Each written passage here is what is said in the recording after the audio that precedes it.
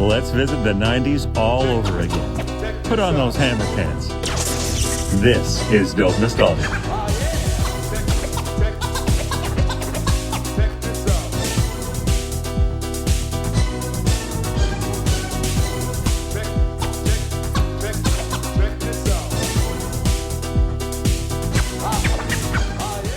Hey, it's so good to be back with everybody. This is episode 257 of Dope Nostalgia, and I'm Naomi. Our special guests today have both been on the show before, Jamie and Milo, but this time they're together as they both host the 80s and 90s Uncensored Podcast. It's so good to have them here, and we are talking about a show that defined a lot of my childhood and many others in my age range, the Arsenio Hall Show. I literally waited forever to do this episode because just so much happened on that show. Arsenio was such a huge influence, and there's a picture of me all over social media wearing my Arsenio Hall t-shirt when I was a little teenager. I was such a huge fan of staying up late and watching his show, or setting the VCR if I wasn't supposed to be up late. So I can't wait to get into it with you guys. First, we're going to give you a little bit of background information on the Arsenio Hall Show. Wikipedia moment. Please bear in mind that Wikipedia can be edited by anyone at any time. If I'm reading you the artist's bio, then you know it's information straight from the source. From stage 29 at Paramount Studios on Melrose Avenue in the heart of Hollywood, California. In these United States, on the planet we call Earth, it's the Arsenio Hall Show, starring Arsenio Hall. Tonight, Arsenio welcomes, from a different world, Sinbad. The Hogan family's Josh Taylor. And Wild Man sportscaster Vic the Brick Jacobs. And now, do you want fries with that? It's Arsenio!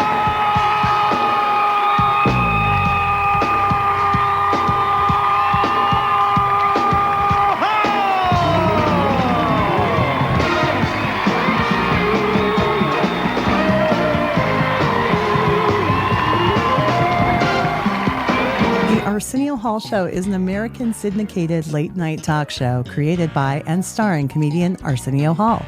There have been two different incarnations of the Arsenio Hall Show. The original series premiered in January 1989 and ran until May 1994. 19 years after the original series ended, Hall returned for a revival. It premiered in September of 2013 and was canceled after one season, with the finale airing on May 21st, 2014. Hall had been a host on The Late Show in 1987, another talk show on Fox, after the dismissal of Joan Rivers. He was given a 13-week run, during which he became popular. During the monologue of his final appearance as host, Hall stated that he agreed to only do 13 weeks because he could only stay long as he had plans to do other things. He subsequently began working on the Eddie Murphy vehicle Coming to America. He ultimately signed with Paramount Television before Fox finally decided, after the fact, that it wanted to keep him. Hall had a fairly long connection with Paramount before this, having been the in-house comedian on Paramount's weekly music series Solid Gold for several years and co-hosting its final 2 years. Arsenio, debuting on Tuesday, January 3rd, 1989, with guests Brooke Shields, Leslie Nielsen, and Luther Vandross, was one of two late-night shows to premiere that month. The other was the Pat Sajak Show on CBS, hosted by longtime Wheel of Fortune host Pat Sajak. Unlike Sajak, Hall benefited from prior experience hosting a late-night program, especially when compared with Sajak's lack of emceeing experience outside of his wheel duties. Hall also had a clear demographic to serve, whereas Sajak was targeting the already taken demographic that was watching Johnny Carson. And his show premiered the week before Sajak's, giving him a head start. While Hall's show became a near-instant hit, Sajak's show was a ratings flop and was canceled after a little more than a year. Burton Richardson's long intro of the show's host, in which he held the letter O in Arsenio for as long as 10 seconds just before Hall came out on stage, and then in the same breath immediately announced, Hall, is a staple of the show. In the intro to the final episode, Richardson held his one-breath introduction for exactly 20 seconds, one of the few times he had done so. While being introduced, and as seen in show titles and promos, Arsenio stood with his head down, hands together, and legs apart in the shape of the letter A. One of the show's recurrent themes was affixing a humorous label to a section of the studio audience in rows behind and near the band called the Dogg Pound, based on the Dogg Pound fan section of Cleveland Stadium and later First Energy Stadium of the Cleveland Browns Football League team. Members of the original band called the Posse included John B. Williams, Star Parodi, Peter Manow, Terry Lynn Carrington, Chuck Morris, and led by jazz pianist Michael Wolff, jubilantly interacted with Hall, standing up and making a pumping, whirling motion with their raised fists and howling, "Woo, woo, woo." The labeling was a staple of Hall's opening monologue and almost always began with the phrase, "Those are people who..." In one variation of Hall ridiculing the Dogg Pound, Hall designated the section as people who are currently in a witness protection program, at which point a camera pans over to that section to reveal a digitally pixelized view of the audience that made it impossible to identify them. A frequent joke on Hall's opening monologue suggested that he still lives in Cleveland and drives to Los Angeles every day to host the show. While on these alleged long drives, Hall ponders certain thoughts, referring to them as things that make you go, The running gag inspired a 1991 CNC Music Factory song by the same title. Things that make you go, reached number 1 on the Billboard Dance Club Songs chart and number 4 on the Billboard Hot 100. The Arsenio Hall Show, which premiered on 135 stations nationwide, was aimed primarily at, although not limited to, the younger urban audience. Eddie Murphy, George Lopez, and other performers were often featured, such as semi-regular guests including Andrew Dice Clay and Paula Abdul. The show quickly appealed to young people of all races and began to attract a wide variety of guests not common on other talk shows. It became the show for entertainers to go to in order to reach the MTV generation. The show was commonly dubbed a night thing and reflected a party or nightclub theme. Arsenio Show was the biggest thing on TV and one of the biggest cultural influences at the time, and one of the biggest personal influences for me growing up. I want to welcome back Jamie and Milo from the 80s and 90s Uncensored Podcast to talk about all things Arsenio.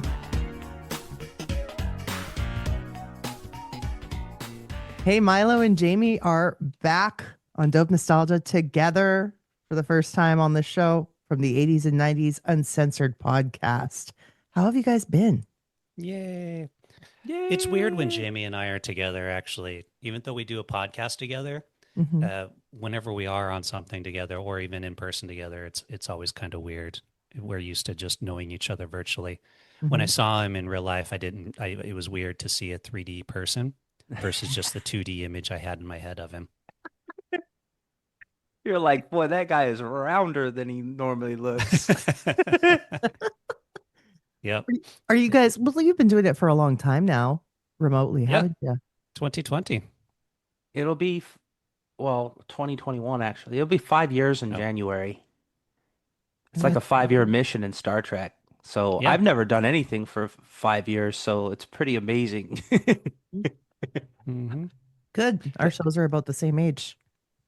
Yeah, but we're still enjoying it. And like this season, we've changed the format up a little bit and we're having more in-person episodes and just different topics and stuff. But I think it's still, the reason why we still do it is just because we still enjoy doing it and researching these subjects from the 80s and 90s that interest us and finding out stuff maybe we didn't know or that kind of thing. So as long as we keep enjoying it, we'll keep doing it.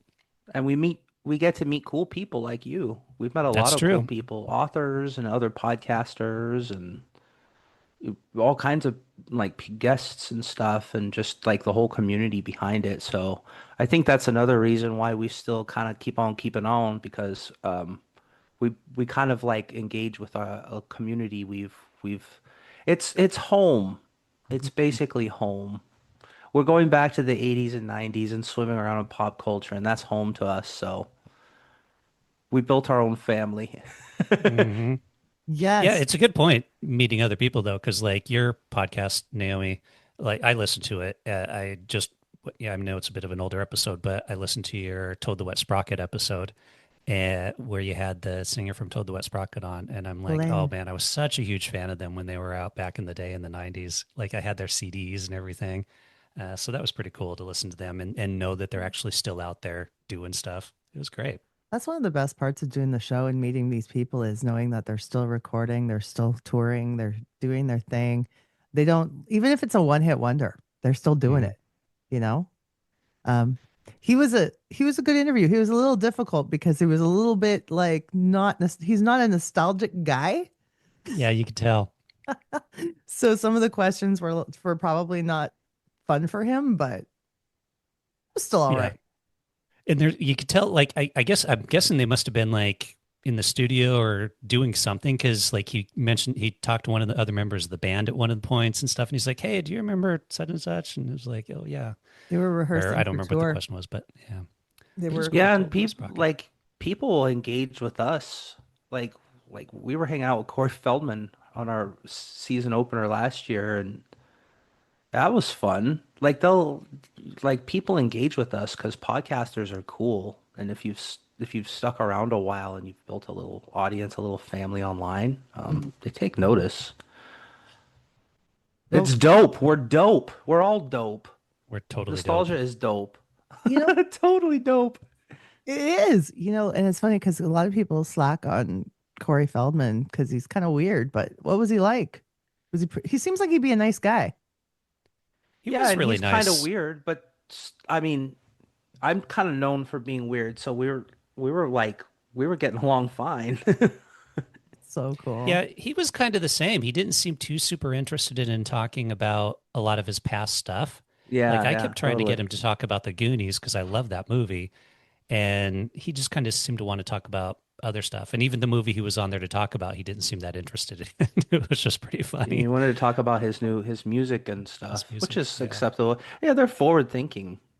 Not everybody's nostalgic. That's true. That's very true. They're not. I love like it. us. You love it. So here we are doing our thing. I guess to get into our episode today, I'd like to start by saying, let's get busy. Let's get busy. Yeah, that's right. Wearing my Arsenio Hall t-shirt. Now, this is a replica of a shirt that I had when I was a teenager of the exact same logo of the Arsenio Hall Show. And that's dope. It's so dope. I was so excited to find this. And yeah, I recreated a picture I had of myself when I was a kid wearing the same shirt. So that's very cool. The Arsenio Hall Show raised me. I swear. Yeah. What about you guys? Yeah, he was. Go ahead, Jamie. Arsenio Hall. Burton Richardson actually did that for up to 20 seconds. Like he would go long. And he totally raised me. So this show was the cool late night show. This was the cool late night show. The others were kind of, I don't know, older and stuffy. But I guess they gave Arsenio his own show after he did so well, like kind of guest hosting for Joan Rivers. And it was so cool. The set was cool. Everything was kind of urban and cool. They had the woof, woof, woof thing, which I still do. People do the woof, woof, woof, woof, woof. They do that. They did that. That was everywhere. That was awesome. And they had all kinds of acts and like acts that other late night shows wouldn't have. I think that's why Bill Clinton with his saxophone, I think that's why he won, because he went on Arsenio Hall. This is such a huge cultural icon for the 90s. I think if you're a kid, I think it changed the landscape of late night talk shows as well, because other talk shows like Johnny Carson and that kind of stuff, they were behind a desk and the guest came on and they talked like that kind of stuff. And Arsenio Hall had them on sofas in this kind of like blue, cool vibe and neon. And yeah, he did the woof, woof, woof, and he had the Dogg Pound and stuff. So it was a much different environment than a lot of the other talk shows. And then you see more of that style that came out after his show, where they were much more relaxed. You had James Corden, for example, had the sofas and that kind of stuff. And I think a lot of that came from Arsenio Hall, which, yeah, he went to the younger audience. My parents watched Johnny Carson. I watched Arsenio Hall. Exactly. It was more of Johnny, no disrespect to Johnny and his show, but the archetype before was very stuffy. It was very white.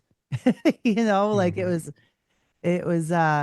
groundbreaking what Arsenio did. He was the first African American late night talk show host and truly a pioneer of television, because all these shows that are out now wouldn't be the same without what Arsenio had done before. Mm-mm. No, I think people underestimate how influential this show really was. Yeah. And It how like defined the early everybody was 90s. watching it. Yeah. It defined what that's we were the thing. listening to in pop culture. Sorry, can you say that again? I was starting to talk over you. I'm so sorry. No, go ahead. It was defining what was happening in pop culture and who people were listening to, young people, He gave all these people a platform that they wouldn't have had otherwise. Yeah, Well, absolutely. and the thing with it is too, is because it was the chill vibe and it wasn't like an interview as much of as it was a conversation, right? So when Prince gave an interview, he gave a very intimate interview there because it was more of a discussion. And Madonna was like flirting with Arsenio. Remember that episode? It was like, damn, it's getting hot in here. And then like Tupac was like talking about his like issues about culture, and he really opened up. So I think the show also opened interesting people up to be more intimate and more giving in their discussion as opposed to an interview. So you got to know these really big icons of the 90s, but you got to know them better on Arsenio Hall. Yeah. I mean, think of the Magic Johnson one, right? Like the HIV Totally. announcement. That was huge. I have a whole list of moments that happened on the show coming up that we'll go over, and that's definitely in the top of all moments that happened. And the show, it arrived on TV on January 2nd, 1989, and it lasted for almost 6 years. Almost. And a revival. 2013, Arsenio came back for one season. Oh, I was so excited when I heard that news. Did you watch it? I did. Was it any good? It was good. I think it didn't work out because the landscape had changed. Yeah. Yeah, it's like he set the trend, but then he tried to like revive what he had done before, but the trends had changed. And so, I guess that didn't work. I never saw it. I didn't even know it came out until doing the research today. I'm like, oh, he did a revival and it was only a year. Okay, well, that sucks. How did you each discover the show? We'll start with Jamie. So I used to stay up late when I shouldn't have, like a lot of like kids growing up in the 90s. So I was probably should have been studying. I probably should have been sleeping and getting enough rest for school, but I was watching TV and I was watching Arsenio Hall like when I should have been in bed. Yep. So yeah. This I shouldn't have been watching it at all, but I mean, I gotta have me some Arsenio. The timer on our VCRs to watch it the next day. We could have done that, but no, we just watched it. Yeah, but that's not. Yeah, then it's not part of it. It's the whole late night thing. Mm-hmm. It's the late night vibe. Yeah. I shouldn't have been watching it, but I couldn't help it. And that's where you got a lot of like you could see new acts or really big acts and figure out what's going on in pop culture was watching Arsenio Hall late at night. Mm-hmm. Yeah, especially with the music. Because he had a lot of really good music on there. I have this weird memory, which I can't believe it's true. So that, you know how like sometimes all these studies on memory are like you might have a very perfect memory of something that happened and visualize it in your head, but in reality that never happened. And I feel like this memory is that. So I have this memory, freshman year of high school, of taking a photography class and being in the photography, like the dark room in the classroom and Arsenio Hall was playing on like the in classroom TV. Like we were there that late, like the teacher, me, and maybe a couple other students. so late that we put the Arsenio Hall TV show on. But that couldn't be true because it was on like 11 or 11:30. Yeah. So like, first of all, what teacher would stay in the school that late with a bunch of kids? What kids' parents would allow them to stay in the school that late? And so it's kind of funny that I have this I totally remember doing this, but when I look at the times, I'm like, there's no way this could possibly be true that I was actually at my school at 11 o'clock at night watching the Arsenio Hall show in the photography lab. That's weird, bro. Dreams that like maybe seem so real. Because that's it. Yeah, you're like, yeah, that could be it too. It's just so funny that I know. I'm like, there's no way this could be true. I mean, I could believe that my parents wouldn't be home because the bars don't close till 2, right? So, which is why I was able to watch the Arsenio Hall show at home. So I could believe that I was potentially still up watching it, but I can't believe that a school would still allow students to be there that late, and that a teacher would be there that late. And at that age, no way. No way. Totally. No way. Yeah. Now, did you know that before he was even took over the Joan Rivers show, he was a sidekick on The Thick of the Night with Alan Thicke? Oh, no. Yeah. That was a talk show? Alan Thicke had a talk show and Arsenio was his sidekick. And Arsenio had been doing stand-up on different talk shows and whatnot all before that. So he had been establishing a career for himself. Of course, we know his legendary friendship and partnership with Eddie Murphy. Mm-hmm. And all the amazing movies they made together. 3, I think. Coming to America 2. Yeah. They called it The Thick of the Night. They sure did. They did. They were just popping out tarot. Any celebrity got a talk show for like Pat a very short Sajak period of time.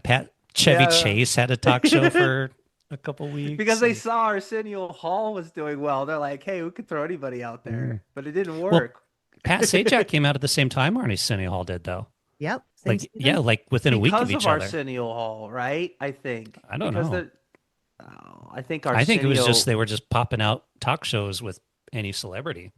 Jon Stewart came out with his at that same, shortly after Arsenio. Yeah. But his was Sajak was the exact same season. Yeah. Same. Like, I think they aired like a week apart from each other. But I remember the Pat Sajak one, and it was pretty boring. Like, if you got Arsenio and then you go to Pat Sajak, you're like, oh no. If you guys are on at the same time, you're in trouble, Pat. You're totally in trouble. And he was. He's like, last. Hello, this is Pat Sajak. Didn't last long. Went back to the Wheel of Fortune. It's like, don't worry, I still got my Wheel of Fortune job. Go back to your home. Get in your home. Still got Wheel of Fortune. Go hang out with Vanna. That's where you need to be, bro. Don't try to compete with Arsenio. It's not gonna work. There are certain elements to the show that made it special too, especially the Posse, his in-house band, were funky and young and talented. So I mean, like that they were really, really good. And I mean, like, obviously someone made a comment that the Roots wouldn't be Jimmy Fallon's in-house band if it hadn't been for what Arsenio had done before. I don't know. It's hard to validate that one. No, yeah. How would you know that? How would you know? Like, I mean, Jimmy Fallon's pretty, like, he's youngish and hip. It's entirely possible that he would have had them as their band either way. Yeah, but I think Arsenio started the whole trend. That's the whole point of Arsenio, is that you could be that way. Yeah. Well, just because you're first doesn't necessarily mean you start a trend, right? Dude, he totally started it. I mean, maybe if he didn't do it, Jimmy Fallon would then be starting the trend of having now you're cool just band, right? Dude, now you're just like, oh, if the butterfly flew around in the Central Park a certain way, then whatever, woo woo, dude. You know, what are you talking about?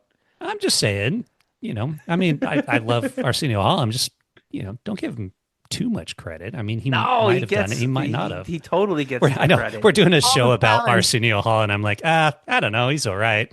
He gets all the flowers. Yeah. No, I love Arsenio. He's great. But before that, Johnny had his like Doc Severinsen orchestra.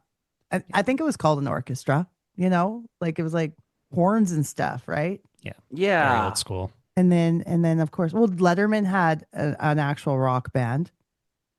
So I don't know. It was a style change. It was really, young, hip. That's it. Mm-hmm. Young and hip. Yeah, and urban. Yeah. And 90s. So 90s. His Yeah. oversized suit that he always wore. He had like those big shoulder jackets, Yep. right? I love those Yeah. jackets. That way he could do his like little thing when the curtain went up. He had his little shape or how he held his hands down and his head down like, or whatever. It's like, and then he'd pop his head up and do his little like whoop, kiss whoop. from the finger thing. Like, Yep. what's up? What's up? Arsenio in the house. He would tent his hands too. He'd tent his fingers like this sometimes. Yeah. Oh, yeah. Before he would come out. He would also do that. So And that's so cool. That's so cool. another element of the show that was unique to itself is the Dogg Pound. The Dogg Pound is a section of the audience that sat right behind the band on the side of the stage. They were based on the Dogg Pound Cleveland Browns team, their Dogg Pound, because Arsenio is from Cleveland, Ohio.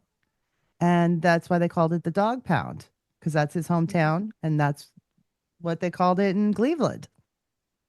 All right. Do you think those seats were the get seen on TV seats? But I bet you watching the show, they were like the crappy seats, you know? Like how when you go to like a proper theater, there's the boxes up on the sides where like people get to see up there. But actually, if you look at the stage from those seats, they're terrible seats. I bet you the Dogg Pound had terrible seats because you had to see past the band to the like interview section from the side and stuff. And it was like, yeah, I'm at the Dogg Pound, but I can't see anything.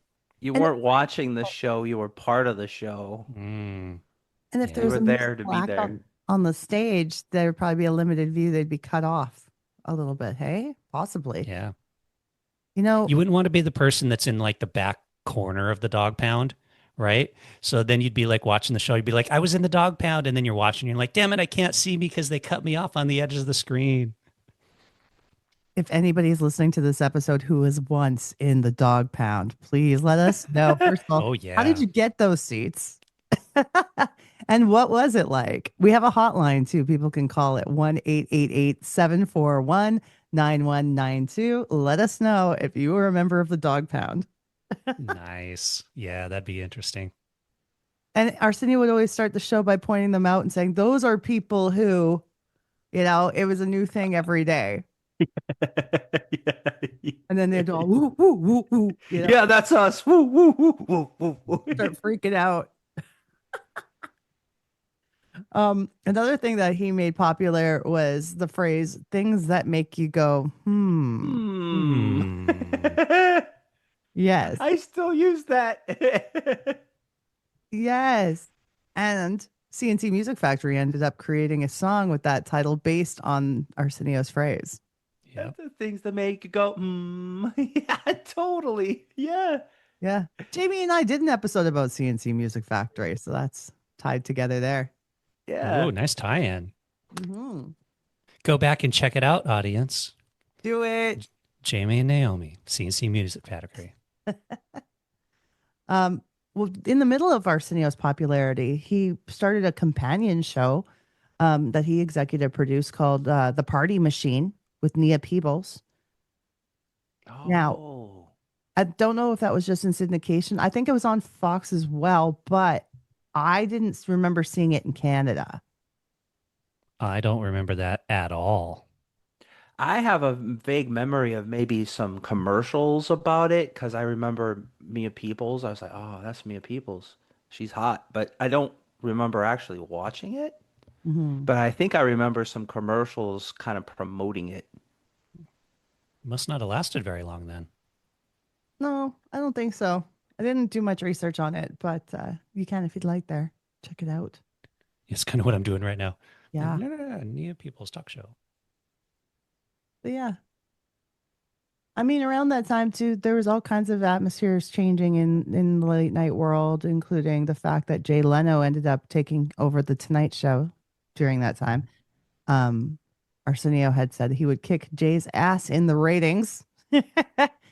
I don't feel that Jay Leno was a well-liked figure.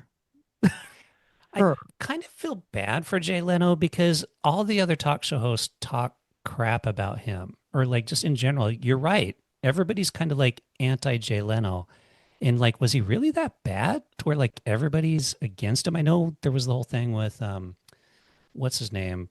David Letterman. Conan O'Brien. No, well, there was the Letterman thing, but then also that wasn't really his fault. That was the studio. But yeah, the Conan O'Brien thing. Yeah, But, I don't blame Jay for what happened with Letterman. No. That was the studio's fault, but I do blame him for what happened with Conan. Yeah. Because that was like, oh, I'm going to give you my show. Nope, sorry, I'm going to take it back. It's like, I'm still making money doing it. Oh, I'll keep doing it. Well, if you're taking over he took over for Johnny Carson, right? Yeah. Mm-hmm. So that's those are huge shoes to fill. It doesn't matter who you are, right? So people aren't going to like you because you're taking over Johnny Carson and they want Johnny Carson back, but he's like 138 years old. So it's not going to happen. Maybe, but Jay's ratings beat Arsenio's, I believe, if I remember correctly. The Tonight Show pretty much always was one of the highest rated talk shows. That's true. Well, that's because it's for like older people who stay up late. The kids couldn't, yeah. Arsenio would have been higher rated if more kids were allowed to stay up late and watch it. I believe that, dude. Totally. That's true. Maybe if they did it an hour earlier or something, right? There's this totally off topic, but I wished as a kid that I wished in life they had like school for like morning people and school for like night people, you know, because not every kid is going to. I was a night person and I still am to this day. I did not get up early. So I had a really difficult time getting up for school. And I was that kid like you, Jamie, who stayed up late and watched Arsenio and then was exhausted the next day. Do you know that's kind of a genetic thing too? They have it's not our fault that we're that way. There's actually people with genes that make them want to be up at night. And Naomi, you and I would have been like the cave people tribe would have loved us because like we would have been up making sure the fire's still lit. Everybody's sleeping, but we'd have been like, hey, on the watch out for, the saber-toothed tiger, and we would have been heroes. But now we're stuck in this society that says, no, you shouldn't stay up late and watch Arsenio Hall. You need to get up early and go to school at like 7 a.m. Now that's crap. That's not how we're built. They were trying to prepare us for the real world. In the real world, they believe everybody works 9 to 5, Monday to Friday. And it's like, there's people like us I have a late night job. I do too. I got one on purpose. Night, Totally. You try to get healthy food though after midnight, and the only thing that's open is McDonald's. It's like IHOP, Taco Bell. Yep.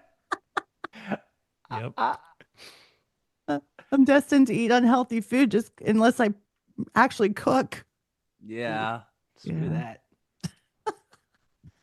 Sorry. Yes, I went off topic, but I really believe that there should have been school time for people like us.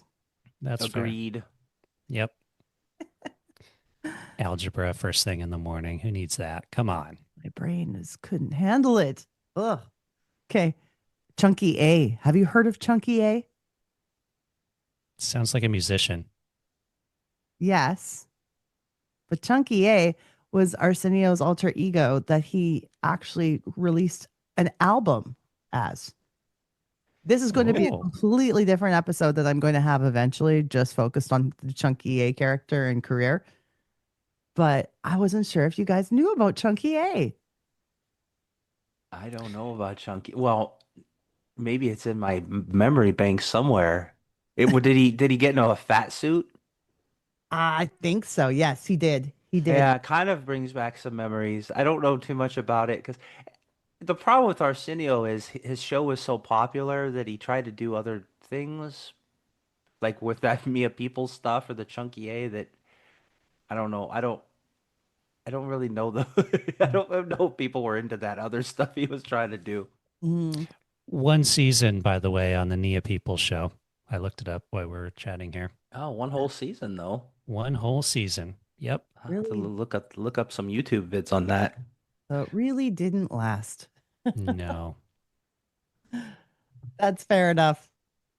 I wanted to get into that thing I mentioned earlier, the memorable moments and guests that have been on the show. And oh yeah, let's do it. I want you guys to also bring up ones in case we Yeah. any of them. If you Oh, if you yeah, have yeah, some yeah. in your memory banks as well. Do you remember, for some reason, Michael Jackson appearing on the stage giving Eddie Murphy an award? I totally remember that. And it was unannounced and it wasn't even known that he was, I mean, Michael Jackson, right? And nobody knew he was going to be there. So when he just kind of popped out, and I don't think Eddie knew he was going to be there either. No. So if Michael Jackson just shows up and you don't know he's going to be there, you're going to kind of go ape shit, right? And the crowd did. I remember that. It was like and even if you're on TV, you're like, that's Michael Jackson! That's Michael Jackson! Mm-hmm. Totally. But what the hell was the award? Was it just something made up to just bring to him because he was... Because I remember seeing people bring Michael Jackson awards that were made up just because he's Michael Jackson. It must have been something like that. Yeah, I don't remember that moment. That's that one's not in my head. It's like, congratulations on being you. And now I've made a TV appearance. See you guys. Is that all he did? Showed up, gave the award, and left? Yep. Got a bunch of applause from the audience, and they're like, Michael Jackson, woo! Okay, and then he's out. It's like, hey, everybody, I'm here to give this award. But that's all Michael Jackson needed to do. He was so big. You remember celebrity was a thing back then. I don't think you see that as much anymore. Or I wouldn't even want to be famous these days. Being famous would suck today. But back then it was a big deal. Oh, I wouldn't want to be too famous. But back then you had famous people and they had influence and everybody knew them, right? They could also keep their dirty laundry quiet because social media and cell phones didn't exist yet. I think that's why being famous was different then, because when they did these just random appearances, it was more out of the ordinary, right? Whereas now it's like, it's not that out of the ordinary to like see celebrities doing, showing up in restaurants and stuff because everybody films it. Yeah. So or back even then it was different. Even the celebrities themselves, they're always doing their own TikTok-y whateverness. Yeah. And that drains away from the famousness. It's like if I see this actor all the time on social media and in the news, and he doing his own thing on the social media stuff. If I see you all the time, then the scarcity of your presence isn't really there. You didn't see Michael Jackson a lot. So Arsenio, you didn't see Prince a lot, and you didn't see him talking a lot. You didn't see these people a lot. So when they came on Arsenio Hall, you saw them and they talked. You're like, these are people I don't see often. I listen to their music all the time, but I don't see them. And now I'm getting to know them better. This is amazing. That was the cool thing about Arsenio. The allure and the mystery of the celebrity was more exciting that way back then. Totally. Yep. Now they're just regular people getting in and out of their car. Their Starbucks. Prius or their Tesla. Oh, so that was one moment that made me go, How about Vanilla Ice's appearance? That one I remember. I'm interested in what... Check this out. I want to do something, man. Okay. Before we get into all this stuff, I want to give a special shout out, and I want to bring a homeboy of mine out here. Flavor Flav. Flavor Flav in the house. Now, do you mind waiting for us over there while we do this interview, please? Oh, no, man. All right. Flavor Flav in the house. Now, that sufficiently wasted a little time, but we still gonna get to the issues, eh? All right. You can't see that I'm from the streets and you're blind, because the majority of white people, cannot dance, and they don't have much rhythm, And I mean, it is a fact. See, there's a gentleman there, second. I didn't say all first. of them. I said the majority. He did this. He did this. You make white people angry at you, man. No, man. Hey, I mean, I'm just saying that, I said the majority. It's true, because, I've heard you say so, a while back, he got the white boy's disease. He can't dance, and Actually, I said he had ice disease. Okay. Is what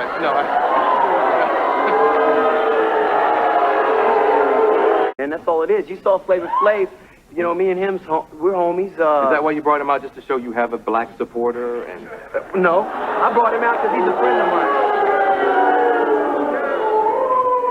They don't like that, man. that don't bother me. I'm not liked by a lot of people a lot of times, Me but too. I say what I want to say So do because I. I'm an American. I Word. have that right. Okay, me too. You think that balloon's like This is the only time I ever saw Arsenio obviously did not like him. Like he had an issue with Vanilla Ice, and you could tell. Vanilla brought out Flavor Flav right at the beginning of the interview just to be like, guys, this is Flavor Flav, you know, like, and that set things off badly because Arsenio was like, so you just bring him out to prove that you have a black friend? Like, I have black friends, yo. that's pretty much what that was Yo, about. Robert Van Winkle got some black friends, yo. Here's the problem with Vanilla Ice is he wanted to prove that he was urban or ghetto or so much that he was a character, right? Mm-hmm. He was almost a farce of a rapper, almost like a satire of what a rapper is. He's like Malibu's Most Wanted. He is annoying because he wants to be so legit as a homeboy that he's so annoying. But Arsenio was not having none of it. He didn't like him. I don't blame him. But he wasn't too legit, Jamie. He wasn't too legit. Oh, only one was too legit to quit. Yeah, that's right. I agree. I think that was kind of cool about Arsenio because there were a few times where he's like, you could tell he didn't really like the person or called him out. And yeah, I mean, Vanilla Ice was huge because of the one song. And Arsenio, you know, he's like, look, you're just a one-hit wonder. You're a total douchebag wannabe. And so I'm going to have you on my show, but I'm not going to be that impressed by you. You know, like I do a show, you're popular right now, so I'll have you on, but fuck off. I think he just wanted to call him out on his bullshit. Yeah, totally. Publicly. Totally. Yeah. Which it was interesting to watch. It was a little uncomfortable to watch, but if I had to pick sides on this one, I'm with Arsenio. Yeah, absolutely. It's uncomfortable but satisfying also because it's deserved. I think Vanilla Ice is so silly. Yeah. We all see it now. Back then, we didn't all see it, but we all see it now. Arsenio saw it. Yeah, he saw it Arsenio before we did. Yeah, he was ahead of the curve on that one too. Totally. Oh yeah, and he probably had all the inside information. He knew his reasons. Yep. Exactly. After these messages, we'll be right back. Hello, listeners. It has been such an experience doing this show for the last 5+ years, but it gets expensive. If you didn't know, there's a lot of costs that go into making a podcast. That's why we have our Patreon page, patreon.com/dope nostalgia. That's where you can go and subscribe, get all the extra details, bonus videos, and early podcast release for as little as $1 a month. Please subscribe today and help support one of your favorite podcasts. Yo, what's up? This is Trust 1/5 from the 90s R&B group High Five, and you're rocking with the Dope Nostalgia Podcast. On the 80s and 90s Uncensored, listen to card-carrying Gen Xers Milo, that's me, and Jamie. And that's me. On the 80s and 90s Uncensored, we banter, debate, and discuss various topics from those two glorious decades. If you're old enough to remember those years, or if you're a fan of the era that defined American pop culture today, then you'll love the 80s and 90s Uncensored. You're a miserable middle-aged office worker, and your life sucks, and essentially you don't have anything to look forward to. At least one day a week, you have the 80s and 90s Uncensored. New episodes released every Monday. Subscribe where you get your podcast. Arsenio's thing this week is nothing but big names that'll bring big cheers.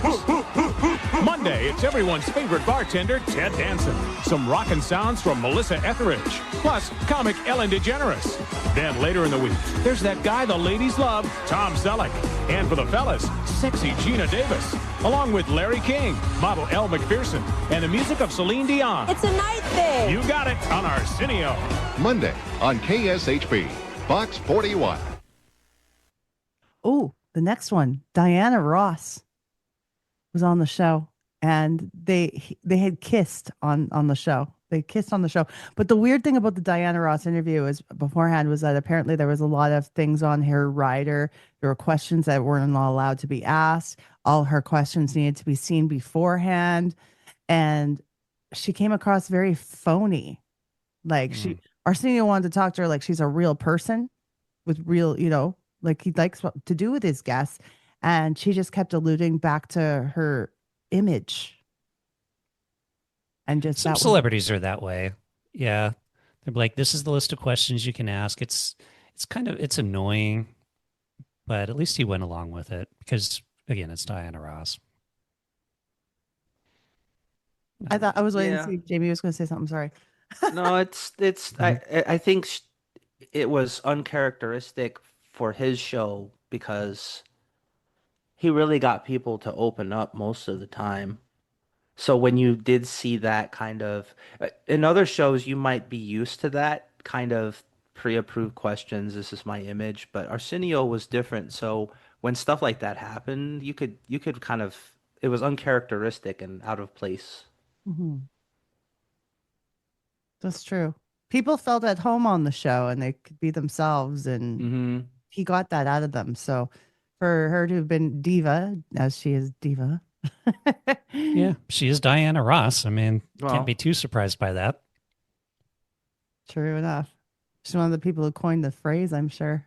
Yeah. She's like OG diva, so. Big one. Milli Vanilli. Yeah. After the lip sync, I'm not even call it allegations because it was real. It was real. Yes. Didn't they go on and try to defend their image? I remember this one, and they basically were like, look, they were basically explaining it. Like, look, it wasn't our fault. They did it and stuff, and we just went along with it. And he gave him a chance to argue their case, which was really nice of him, I think. I think so. Yeah.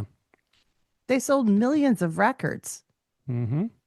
They did so much. They made so much money for their record company, and the record company everyone just turns on them. And it's not their fault. Like you said, it was Frank Farian's fault, the producer. Yeah. And nobody turned on him. Like, I think he still went on producing and making money and stuff. So yeah, they blame the faces, but not the person who is the actual culprit. He created Boney M, and Boney M was always like a revolving door of singers and whatnot. I mean, I don't know much about them. They're a bit before my time, but Frank Farian was all about making money. That's what he did. Like, nobody should be surprised about the Milli Vanilli thing. That's what he did. He manufactured things. Yeah. And I think those guys were kind of victims in it, to be frank. And I think it is cool that Arsenio let them come on and explain things for themselves. Oh yeah. That's real, right? Yeah. Yeah, gave them a platform, and that's what he did. He gave people a platform. He gave Magic Johnson a platform. The day after he announced he had HIV, he appeared on the show. I was watching an interview with Arsenio like years later, and he talked about that. And he said he was really nervous about having Magic on for that episode because of the type of show that he does. And he's like, well, why aren't you going on like Oprah or something like that? And part of it had to do with just the fact that the two were kind of pretty friendly and stuff. They considered each other friends. So it was more Magic's idea to go on Arsenio than Arsenio wanting him on there. At least according to the interview I saw. Like I said, it was years later. Arsenio was talking about it. That makes sense because Magic would want to clarify what was actually happening other than that when he did at a press conference. He probably just wanted to really talk to the people. Yeah. And I mean, we got to remember, this was 90s, right? When HIV was like a death sentence. Yeah. And people didn't, if you got it, people avoided you like the plague kind of a thing. And so again, going on that platform, talking to a younger audience and letting people know, like, look, you can get it and you're potentially not going to die, which in his case was true, right? So he was able to set that example. So it was great. And yeah, and it's nice that Arsenio did it, even though he was nervous about it, because I think it was the right kind of place. I mean, Oprah probably would have been a really good place as well. And I think later on he did go on Oprah, if I remember correctly. I could be wrong, but to go on Arsenio first, that was pretty cool. Mm-hmm. Arsenio became a huge advocate for HIV and the cause. He had also done some public service announcements. Oh, yeah. Yeah, I remember those on TV. Sometimes you'd see the PSAs about, hey, you know, it's a thing, but we're cool, right? Kind of like that, like, which was cool because they are cool. It's Magic Johnson and Arsenio Hall, so you got like a double dose of cool. So then you can talk about something that's like scary and stuff because you have your TV and sports friends, right? You have Magic and Arsenio talking about it. Totally. Yep. They had released some VHS tape called Time Out, where you could they talk to kids and young people about HIV and AIDS, and that's what those PSAs were promoting. Oh, and it was probably all like cool and hip. Yeah. Yo, probably. Like a lot of record scratching, like let's talk about HIV, yo. Yeah, let's do it. Extreme to the max.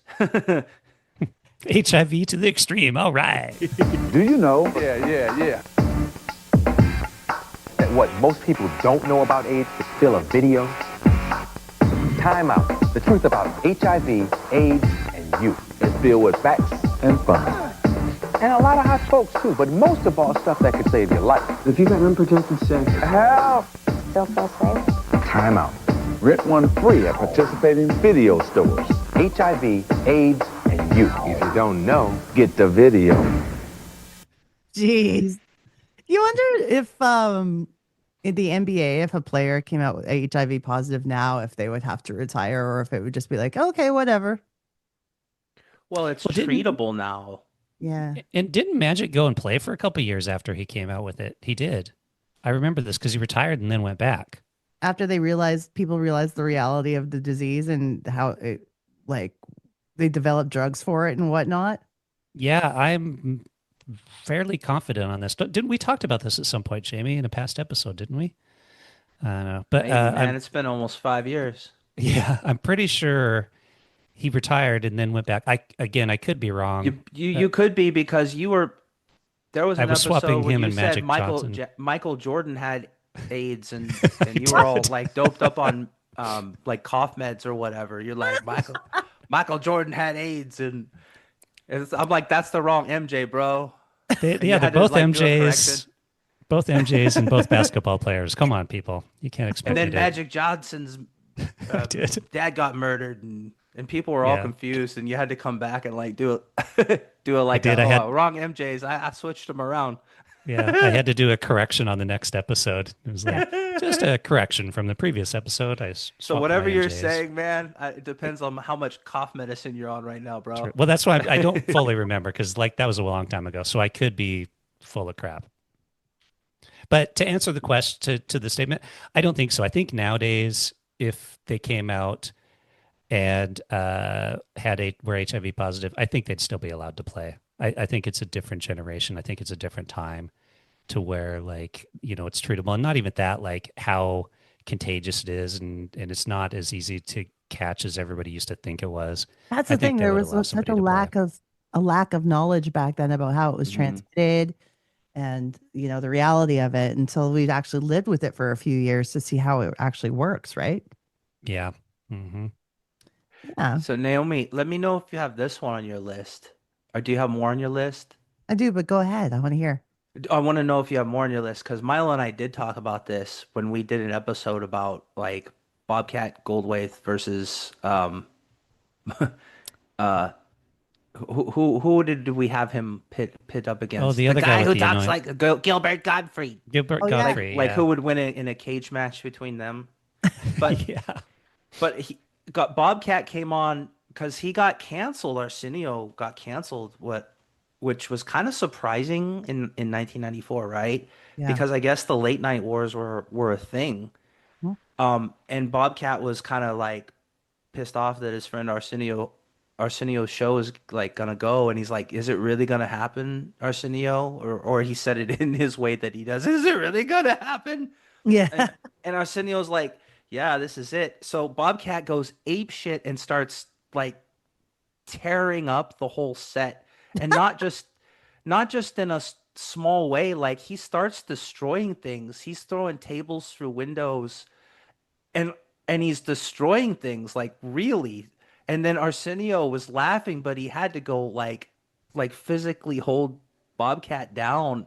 He was laughing doing it, but you could tell he was physically restraining him because Bobcat Goldthwait was so destructive. Like I think he got in trouble too. Like he got fined because he was like literally destroying shit. It probably wasn't even his last show, so he still needs that set. It's probably close to the last show, yeah.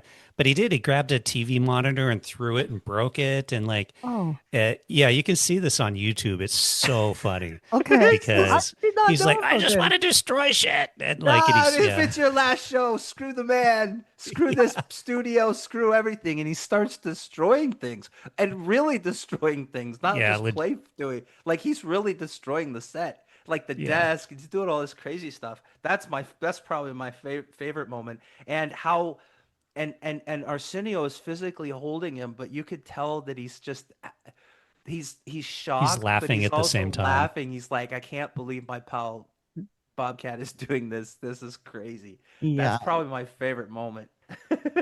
Yeah, that's good. Okay, I'm gonna look that up later because that's so funny. Yeah, it's hilarious. By the way, that's watchable. Yeah, and it's Bobcat, but it's just so funny how he's like physically holding Bobcat, like because if he wasn't, he would have gone on destroying keep more going stuff. on his rampage of destruction. He tried to like throw something at the backdrop to like it like it's insane. He spray painted it. No way! He started spray painting him? Yeah, he brought a can of spray paint with him. That's what started it. So he started just with the spray paint. So then Arsenio's just kind of laughing at this point, but then he like decides to take it to another level. Because it's Bobcat, right? And then he grabs the seat cushions, he kicks over the stool, and then the TV monitor and stuff. And that's when Arsenio had to like literally grab him and kind of hold him down. And he's probably got the crowd just egging him on too, like. Oh yeah. Just giving him. Arsenio's like, stop egging him on, like yeah. It's good. By the way, I was right. I looked it up. Magic Johnson made a comeback a few times. He played in the All-Star Game in 1992. He was in the Dream Team, 1992 Olympics. And in 1996, he returned to play 32 games with the LA Lakers. Yay. That's so happy. I'm so glad for him that he got to actually like retire with his team properly. Mm-hmm. That's awesome. And it was still in the 90s too. Yeah, 96, mid-90s. That counts. Yeah. No doubt. That's dope. So dope. See, told you, Jamie. I know what I'm talking about. Okay, well, I'm glad I know you my verified MJs. it, man. Your MJs, you get your MJs mixed up. Yeah. Oh, sports legends. Sports legends. Speaking of, Mike Tyson, Sugar Ray Leonard, and Muhammad Ali were all together on the same episode. Oh, yeah. That's pretty cool. Tyson had been on a few times. Yeah.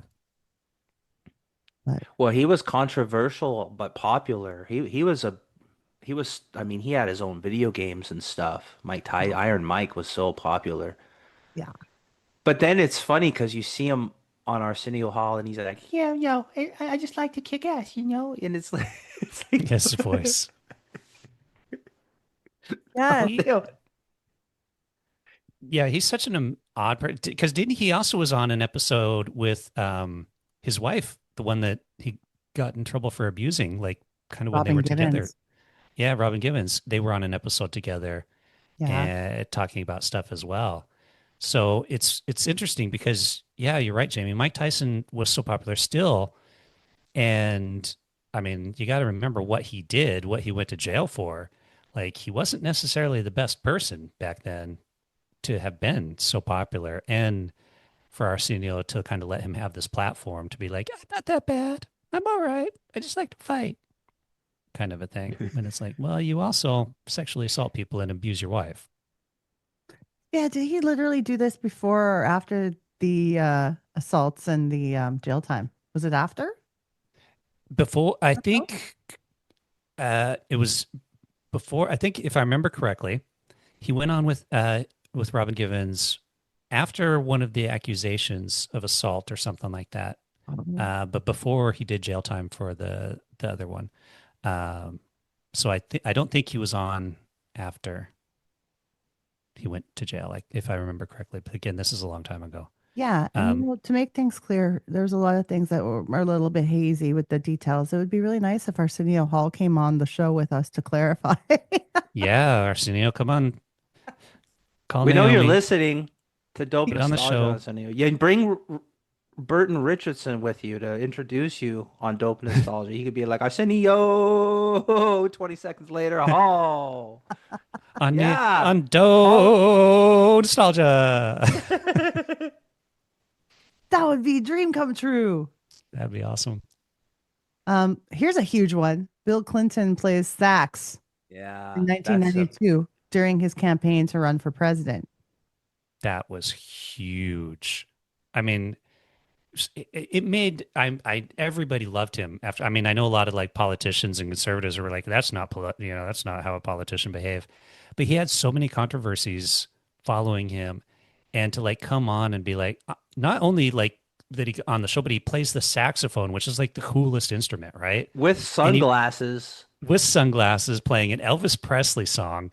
And it's like, yeah, he is so cool. And then like even the questions, Arsenio didn't just talk politics. Like he asked him like personal, like what kind of underwear he wears or something like that, like, and you're like, it made him personable, and it made people like him so much because of that. Like brilliant genius. It really helped him with the younger voters. Yeah. That's the thing. The people he needed to reach. And it's very likely that that appearance upped his popularity to the point where that's one of the reasons he won. Yeah. Yeah, there were a lot of things that went into that election, but the fact that he went on there had to have helped him with the just turned 18 voters, and we're like, who should I vote for? Okay, I watched Bill Clinton play saxophone on Arsenio Hall. I'm voting for him. Mm-hmm. He gets me. It was iconic too. Like, do you remember Animaniacs, that cartoon? Yeah. Yeah. And even in the introduction where they go through all these things, they have a cartoon of Bill Clinton playing the sax for a short time because it was just so iconic. And it was a very 90s iconic thing, is Bill Clinton playing the saxophone with his sunglasses on Arsenio Hall. Mm-hmm. Saturday Night Live must have parodied that at some point too. Oh, I'm sure. Yeah. Anything that was hot topic, you'd think they would. Yeah. Yeah. But yeah, no, it was really cool. That's all I can say. Yeah. I agree. I thought it was super cool. Super cool. Pee Wee Herman, Paul Rubens comes on the show as Pee Wee Herman. Of course he did, because that was Paul Rubens. Yeah, he comes on there. He has a gift for Arsenio. It's like a Jimmy Walker doll. And then he's got, all of a sudden he pulls out this box of Barbie cereal and he's like, I'm really into Barbie lately. And then he pours him and Arsenio a bowl, and then they pull out some milk, and Pee Wee grabs a Barbie magazine. I like to read Barbie magazine while I'm eating my Barbie cereal. Yep. Dude. Pee Wee is so weird. He could hold a character so well. Paul Rubens was so good at Pee Wee and staying in character. That is so fantastic. And he's so weird that you just can't help but love it. Yeah. And if I'm not mistaken, Pee Wee is the only, or at least one of the only people who he's not a person, but he's a character, but he has his own star on the Walk of Fame as Pee Wee Herman. That's how iconic the character is. Yeah. Oh, that's pretty cool. Mm. Yeah. But lip syncing allegations, not only with Milli Vanilli, but it happened to the New Kids on the Block in 1992, where a former employee decided to try to sue them for money and accuse them of lip syncing on all their albums. So the New Kids on the Block, Arsenio invited them on the show to defend themselves. He was a big fan of theirs. He always supported them. They flew from Australia overnight to be on the show to defend themselves and sing live. And I thought that was really cool of him that he had their back. Didn't they stop at some point during the song or something to prove that it was them singing, like, and not like recording? Well, in was the that song them, they or did, was that somebody else? I wouldn't say they stopped, but in the second song they performed, it was a ballad. And at the end of the song, they sang harmony a cappella. Okay. To Maybe prove that's what I'm thinking of. the whole performance. And Arsenio had said the whole time, like, every time they've been on this show, I know those mics were on. The reason I pulled that clip was because you all have grown a lot as musicians, as artists. If somebody was singing, they would have did some of the notes different. Why are you looking at me, man? If somebody... But you know what, I'll speak on that, you know. Oh, by the way, some of those background vocals were in a what? An emulator. Yeah, but you all, your mics were open, I know that from our sound guys, and you all sang background over that. Absolutely. But all leads were live, and you can tell by... Oh, shit. All right.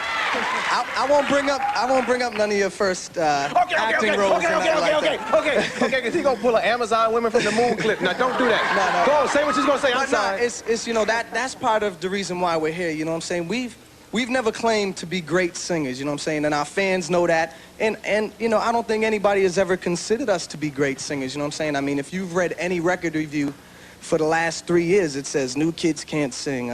They sing lousy on the records. They're not good singers. They barely carry the tunes. So it makes it all the more ridiculous why everyone would all of a sudden believe that a really, really, really great singer who's been singing for over 20 years, Maurice Starr, could be the voice on those records. You know what I'm saying? We've never claimed to be great singers, but we carry our own weight and we do what we got to do. You know what I'm saying? Yeah. And even when they got their star on the Hollywood Walk of Fame, Arsenio Hall was the person who inducted them. Oh, that's nice. Wow. Yeah. Arsenio Hall is probably a great friend. Like, I would want him to be my friend. You hear that, Arsenio? If you want to be my friend, if you want to be our friend, yeah, come on, we'll be friends, because you would totally make a good friend, I think. Probably. You got your friends back. You're about loyalty and justice. Do you have the Queer Nation one on your list, Naomi? Coming up. Yeah. That's one of the biggest ones. Yeah. Do you want to do? Okay, go ahead. Very much coming up very soon. Okay.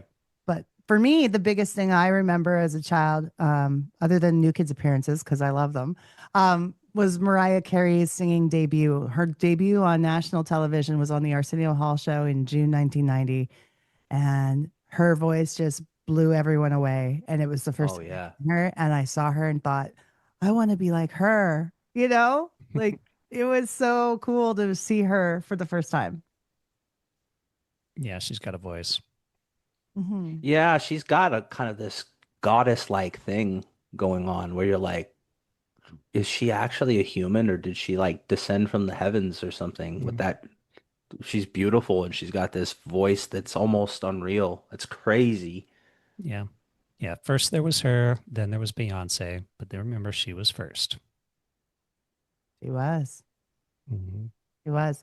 And that leads into Whitney Houston, who came before her. He did an episode where Whitney was at home live from her house in New Jersey, and he was just teasing her about everything, and it was just her hanging out at her house, showing everybody her house, being interviewed by Arsenio. She had BB and CeCe Winans over hanging out.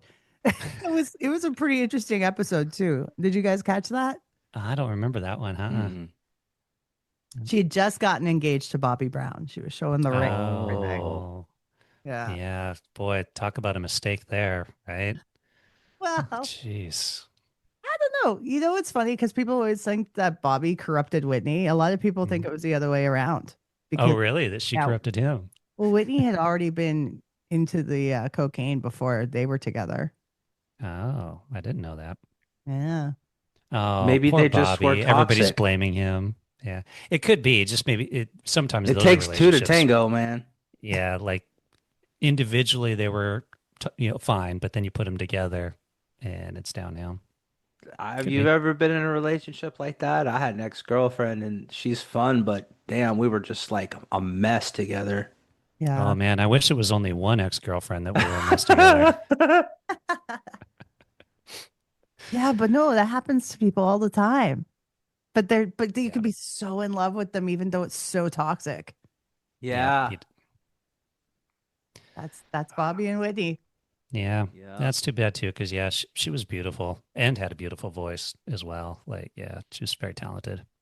Yeah, it's tragedy, man. Yeah, especially like the loss of her daughter years later too. Mm-hmm. Okay, now let's talk about Queer Nation. Queer Nation. So this one was interesting because a couple guys from Queer Nation were in the back row of the show, and Arsenio comes out and he starts doing his opening monologue, if I remember correctly. And they start chanting, yelling. And he's like, "What? I can't hear you." And he goes up and basically they're like, "Why do you not have any gay people on your show?" And Arsenio's like, "What do you mean? What makes you think I don't have gay people on your show?" Right? Maybe they're not outwardly gay, but it doesn't mean I don't have gay people on my show if they don't want to, let people know. And then they were like, "Well, what about whatever?" And he's like, "Look, I've had Elton John on the show. Like, he's gay, right?" Mm-hmm. And then, so anyways, but it was interesting because Arsenio was like legitimately pissed at these guys. Oh, right? yeah. Like he was yelling. He's like, "Look, what do you mean? Like, I don't have my minorities. Like, I'm a minority. I'm black, man. Like, that kind of a stuff." Mm-hmm. And yeah, it was just pretty interesting. And I don't remember, they listed some gay actor or something like that, some outwardly gay actor. And they're like, "Why don't you have him on the show?" And he's like, "If he ever does something that I want to talk to him about, then I will have him on the show." Harvey Weinstein. No, Is that who it was? Firestein. Something like that. Yeah. Yeah. I know the guy I'm talking about. I can picture him. Yeah. Harvey Fierstein, something like that. Anyway, like they're like, "Why don't you have him on the show?" And he's like, if he does something that I want to talk to him about, I'll have him on the show. But it was pretty interesting, like how mad and offended Arsenio Hall was. Like he was like legitimately swearing at them. They had to bleep him a couple of times. The blonde girl's so funny while they were singing. She said, "Oh my God!" It was so funny, so funny. Huh? I'm sorry, I can't hear you, man. Why don't I have any gay guests on my show? Wait, I'm sorry. Why don't I have any gay guests on my show? Well, there are a lot of gay guests who really don't like to talk about their sexual preference, so we don't know whether they're gay or not.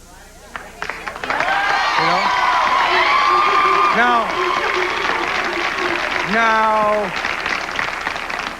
this ain't Merv. You didn't think I'd run from this, did you? This ain't Johnny. I ain't gonna run from it. I'm gonna deal with it. You know what I'm saying? Now,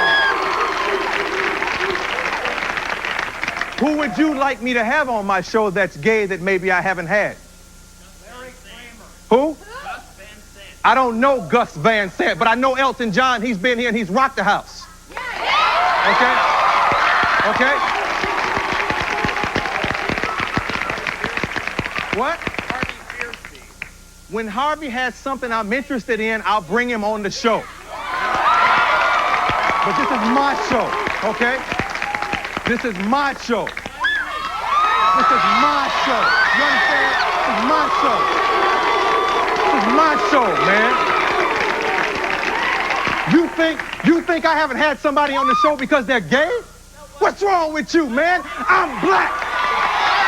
I'm black, man. I'm black, man. I'm the biggest minority you know about. I don't want to hear that gay trash, man.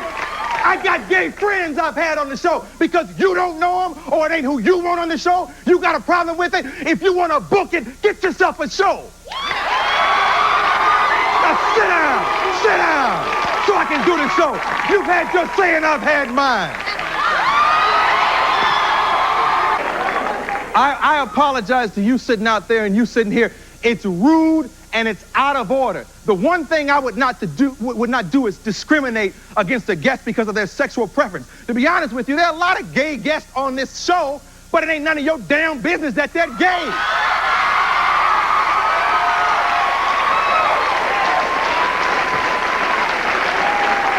That's real stupid. It's real stupid. Why don't you go over to the Johnny Carson show and ask him that question? It's a stupid, stupid question.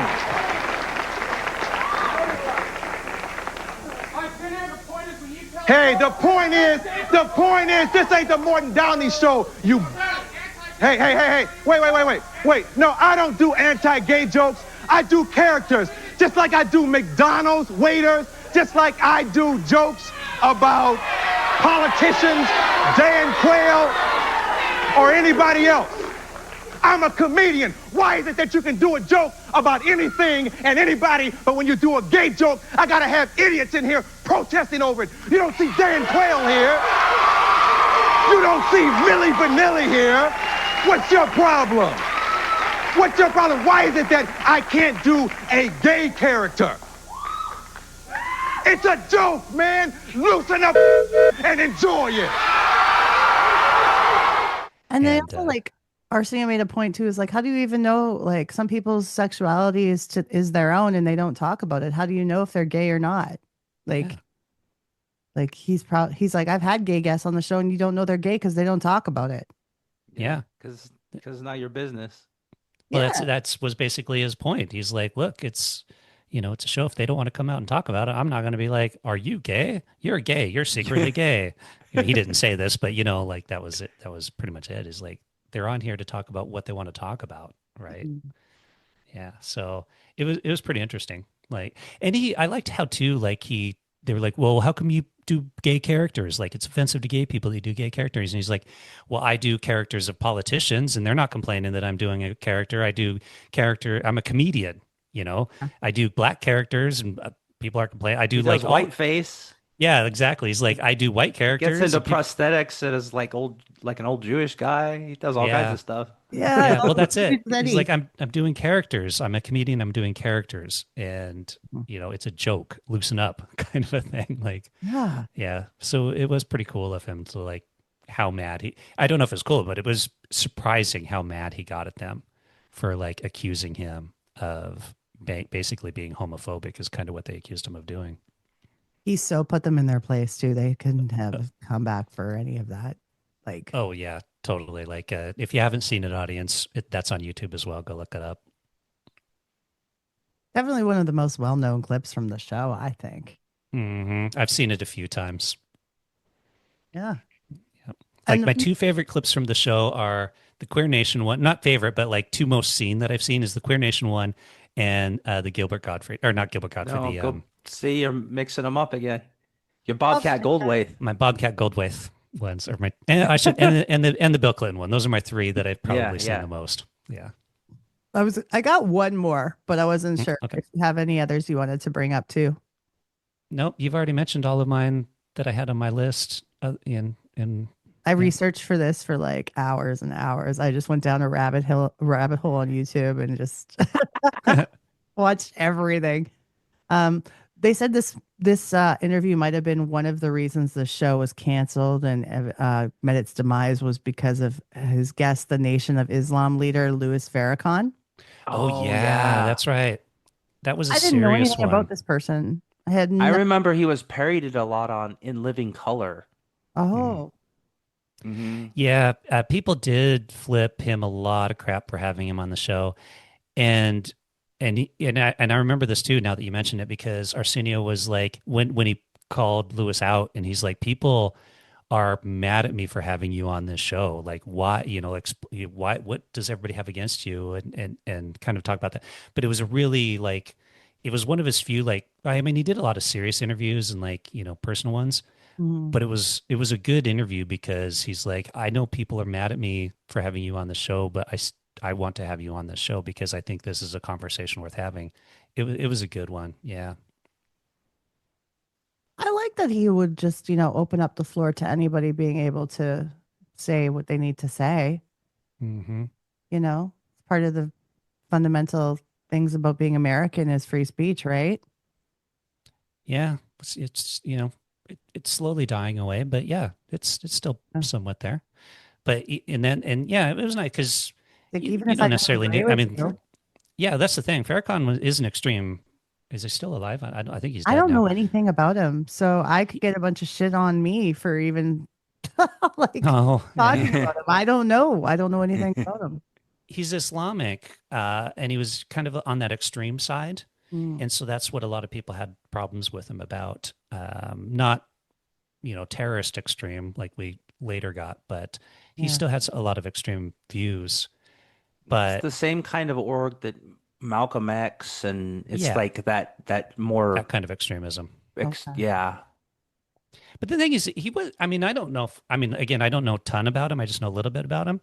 But compared to some of the extremists we see nowadays, he was pretty mild. If you compare him to what we have now. If you had a Farrakhan around nowadays, he might just be considered kind of a centrist. Kind of okay. Yeah, you'd be like, oh, he's all right. Yeah, totally. Yeah. I'm a Christian. I didn't know anything about him, so. Yeah. Well, and Arsenio mentioned that too, because Arsenio mentioned kind of his religion a little bit during that interview and stuff. And it was nice that he gave him that opportunity. Let people talk. We should talk about things openly, whether we agree or not. Totally. That's my point. Yeah, Arsenio did it. We can all learn from Arsenio, people. So I've covered all of the moments that I can remember that were like big on the show for me. So I just want to make sure I don't miss anything else. No, I'm just glad we talked about Bobcat's rampage of destruction. I don't think that was on your list, so I'm glad we could introduce you to that goodness. That was so insane. It wasn't. Yeah. Go ahead. Sorry, no. After the show wrapped up, people are like, "Well, what did Arsenio do for the last few years?" Well, the biggest thing and the most important thing is that he raised his son. That was very important to him to be there for his son, and so he didn't do a lot of work on TV or movies or anything while he was trying to take care of his child, and we wanted to be a good dad, and that's pretty impressive. Mm-hmm. Yeah, it's not like he needed to work. I mean, he had I'm sure a nice bank account from all the stuff that he did, residuals and all that. So if you can, heck yeah, man, stay home with the kid. And Jamie kind of did that too. He took a lot of time off to make sure that he was home taking care of the kid and stuff. So yeah, if you can do it, do it. So props to him. And it's weird with celebrity too, because they're always like, what are you doing next? What are you working on? Like I've dealt with this a little bit too. It's like, what project are you working on? What are you working on? And it's like, could you just not work on anything? Can Arsenio just stay at home and have a barbecue and, hang out with his kid and go to the soccer game and that kind of stuff? So yeah, it's nice. Yeah. There was some things that Arsenio did end up doing as well. He hosted a revival of Star Search. That was yeah. I remember that. Apparently, he popularized the catchphrase "Hit me with the digits." That's cool. I like it. Didn't know that. He won the Celebrity Apprentice. Nice. I don't know if I'd brag about that one though. I know those were simpler days. I miss those days. They really were. Go back to that. Yep. He did a sitcom called The Arsenio Hall Show with Vivica A. Fox. Oh. I don't remember this show at all. Let me guess, one season? Probably. He did a lot of one season stuff. 4 years ago, he hosted Jimmy Kimmel as a guest host. Oh, wow. Filled in? Yeah. Talk about an awesome guest host, hey? Yeah. That would be cool. I'm sure the audience went crazy when Arsenio came out to do that. Mm-hmm. Did he have his pose? And then he comes out and look. Yeah, I bet you he did. But the crowd was definitely like, woo, woo, woo, oh, yeah. woo, woo, woo, woo, woo. Yes. I wonder if he hates that though. Like maybe for the show, but like walking down the street, because walking down the street, people do it to him. Like Arsenio, woo, woo, woo, woo. And he's Yeah, like, I yeah, bet. man, whatever, woo, woo. Well, all he's the a time. Dogs fan, though. He's probably like, yeah, go Cleveland Browns. Woohoo. Yeah. Yeah, that's true. And he had the reboot. He redid the Arsenio Hall Show for one season, like we mentioned earlier. He had some of his great, friends in the industry come on the show and support him, and they're happy to have him back. Paula Abdul, Prince, Oh, yeah. Magic came back to be on the show.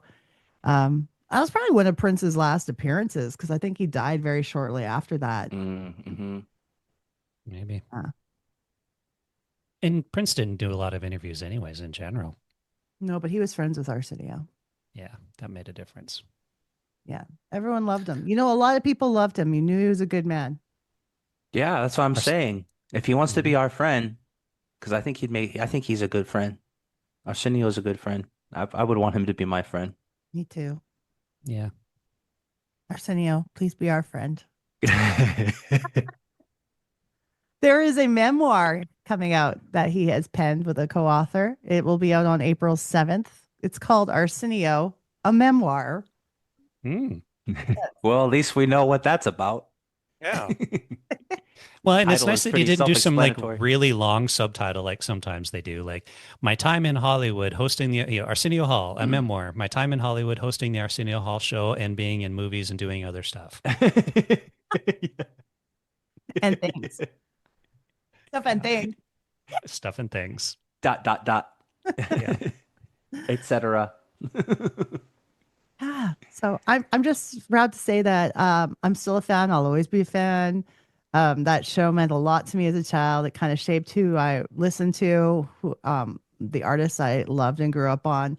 I think that's really why I was so into pop and hip hop music at a young age, because I just religiously watched the Arsenio Hall Show. Yeah, I'm with you. I loved it. And it's such an icon of the 90s. And if you really kind of want to get a good idea of what the 90s were like, watch some Arsenio Hall reruns. Because Yeah, exactly. Watch some that's where we got watch some information clips from. of those moments that we talked about, and you'll get a good idea of kind of like celebrity culture in the 90s and music and stuff. Yeah. That's good times. Good times. It's making me nostalgic. Now I'm getting sad. So It's making me dope nostalgic. so dope. Jamie and Milo, thank you so much. We got to do this again. You guys are amazing guests. I have a fun time chatting with you. Oh, always. Absolutely. Thanks for hanging out with us. You can follow Dope Nostalgia on Instagram at dope_nostalgia and YouTube at Dope Nostalgia Podcast. Call and leave a message on our voicemail toll free. The number's 1-888-741-9192. This podcast is licensed by SOCAN because we believe that artists should be paid for their work. Hey, friends. I kind of miss getting those messages on my answering machine like we used to back in the day. What I'd really love is to hear from you, the listeners of Dope Nostalgia. This is your chance to be on the show, giving feedback, telling us what you love, what you hate, and who you'd like to see more of. Call us at our new toll-free number, 1-888-741-9192. Leave us some feedback. Your message could be played on the show. So give us a call, 1-888-741-9192. Toll free.